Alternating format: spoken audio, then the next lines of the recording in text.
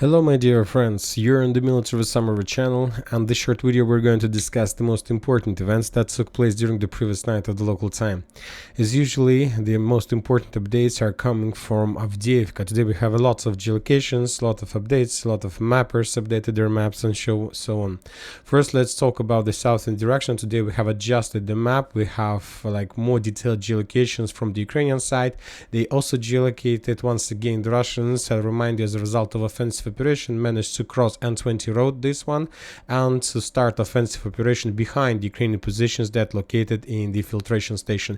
So the situation for the Ukrainians on this direction is getting worse and worse. Now we are moving to the most important part, to the northern one. Most of the mappers have also updated their maps, and we have another video, another first geolocated confirmation of Russian progress in this area as well. This is Russian tank that was damaged somewhere here on the road between Kamyanka and Avdiivka itself.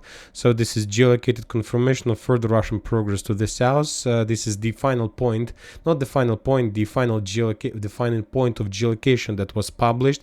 Probably the Russians managed to move further. So anyway, more or less, we have 100% confirmed geolocations that the Russians, as a result of offensive operation, managed to establish control over this territory. We will adjust the map based on that geolocation. We haven't received any geolocation from this tree line, whether the Russians captured or not, or neither from this tree line, but it's logical, let's say, progress that if the Russians have control in this part and in this part, logically that Ukrainians either in this area are encircled or have already abandoned this territory. When talking most of the mappers, they have updated their maps showing this territory. Even the deep state shows this territory under Russian control. So lots of let's say proofs, a lot of geolocations, reliable mappers, reliable resources confirms the Russian progress. So the area will be adjusted. Now we are moving to the central part of Avdiivka, because we got a lot of updates from this territory. Just one geolocation, two geolocations that we will discuss. First, let's start with mappers. Mappers confirms the further Russian progress, and according to, let's say, Syriac map, as a result of offensive operation, the Russians managed to establish control over something like this.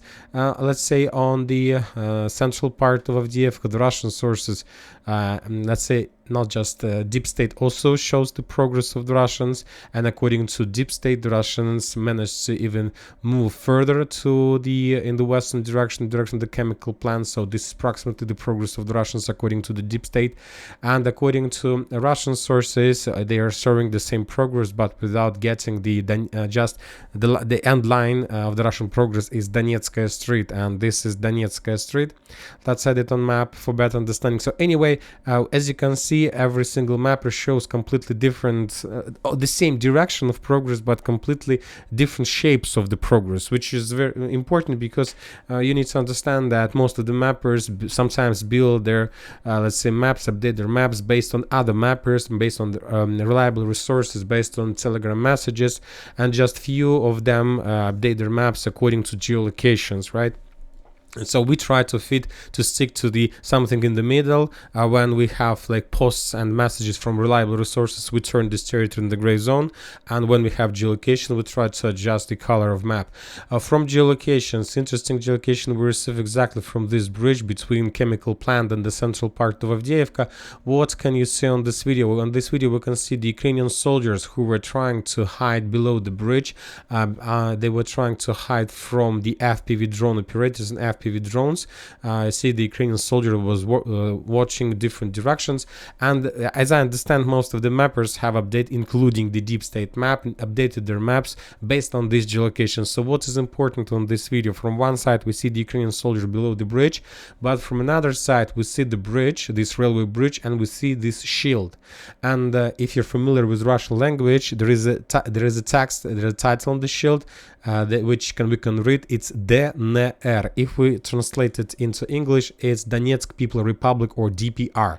So based on just a simple logic that Ukrainians highly unlikely will write DPR on the shield in the central part of Avdiivka, very likely they would, let's say, make some title of Ukraine, or let's say something like this, but not DPR. So as I understand, based on this, most of the mappers have updated their maps, showing that the Russians, as a result of previous clashes of the previous days, managed at least to enter this territory and this is something like a flag. It's not a like Russian flag, but it's something like a flag.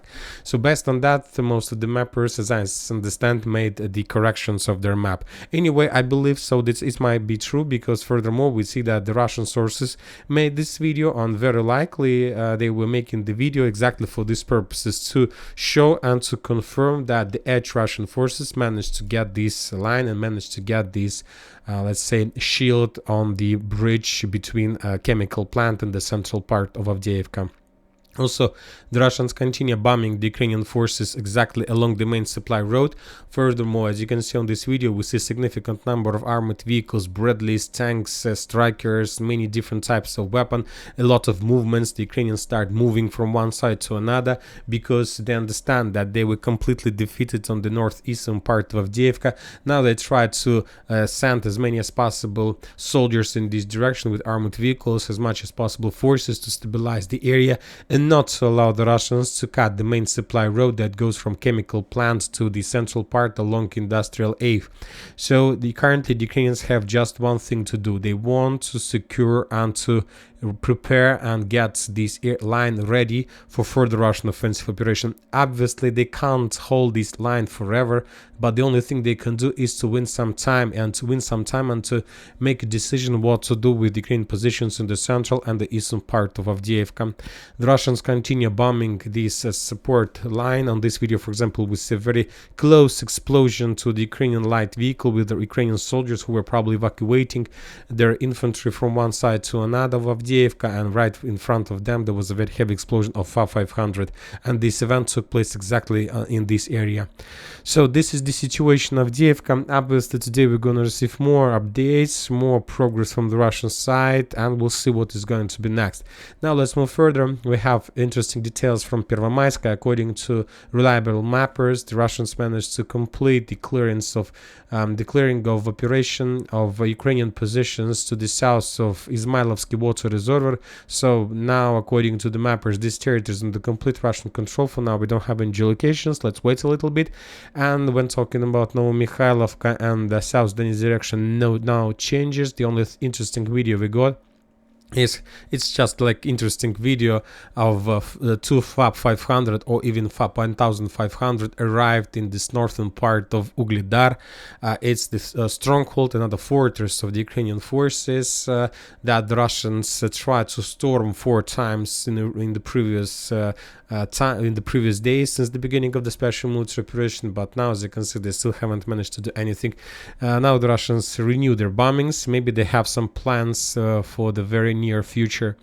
When talking about Bakhmut Artyomovsk direction, we will cover updates in the evening video, in the main video, because we have some clashes, some bombings, some once again the FPV drones in the central part. Nothing special, no changes on the ground. Important updates are coming from Zhiribets river, from Liny, Terny Yampolovka direction. We have adjusted the map, created a bigger gray zone. Most of the mappers also continue updating their maps, showing that the Russians managed to enter every single tree forest in this area, the northern, central, and the southern one. And today we will adjust the map because we received the first geolocation confirming the real Russian progress in entering the forests. For example, on this video we can see a video of 45th Artillery Brigade. We see FPV drone strikes and artillery strikes. So this is the most important video. Take a look at the shape of this forest, just keep in your mind. And if we return back to the map, this is the shape of the forest. I hope you recognized. And on this video, according to the information, as you can see, the Ukrainians were bombing the Russian tanks entering this forest, which confirms the Russian progress and that the Russians managed to enter. Probably they managed to abandon their armored vehicle before it was destroyed with infantry, and obviously the Russians currently are digging in deeper. So according to this geolocation, based on this geolocation, we will adjust the map and we will show this territory under complete Russian control. So I think that we can even make more. I think that this geolocation we can use to confirm the progress like this, because we have additional progress a little bit to the east from this original position. So this territory will be colored. The rest of the territory will keep in the gray zone. But I'll remind you that according to the most of the mappers, most of the reliable resources, including Deep State Map, including Syriac, including other mappers, Russian, pro-Russian sources, neutral, the Russians managed to establish control over this territory, and now they're getting closer and closer to Liman, Yampolovka, Terny, and the distance between edge Russian positions and the villages itself is less than 2 kilometers. Obviously, during the next 24 hours, we're going to receive more updates from this territory as well. When talking about Kupiansk directions, the Ukrainians are expecting the beginning of the Russian greatest offensive operation. The Russian and Ukrainian sources reported that the Russians concentrated about 500 tanks, more than 600 combat vehicles, and about 40,000 soldiers in Kupiansk direction. And the Ukrainians, from their side, have just 20,000 soldiers. They have a complete lack of artillery shells, and they have redeployed the armored vehicles from this direction to Avdiivka to slow down the Russians. So anyway, but the Russians yet haven't started anything. Probably after the penetration of Ukraine defense belts in the Paevka, Krakhmalna, the Russians are regrouping. And I'll remind you that yesterday we got report that Syrsky himself arrived in this area, and he also brought some forces from strategical reserves. So the next days there are going to be very heavy clashes, but I don't think the Ukrainians are going to hold this territory for a long time, because the main defense belt they're trying to build on the Ukrainian side of Oskol River, and at least on the same story in the Zherebets River as well.